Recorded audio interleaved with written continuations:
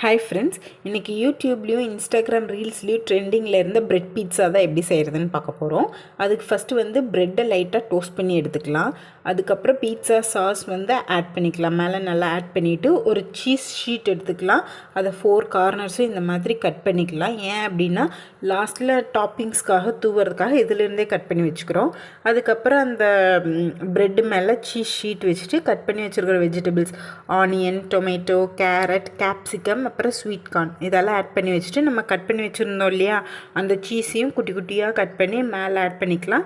லாஸ்ட்டாக chilli flakes வந்து மலைச்சாரல் மாதிரி அப்படியே தூவி விட்டு தோசை தவாவில் பட்டர் ஆட் பண்ணிவிட்டு இது ப்ரெட்டையும் வச்சு நல்லா லோ ஃப்ளேமில் டோஸ்ட் பண்ணி எடுத்தோம் அப்படின்னா பிரெட் பீட்ஸா ரெடி.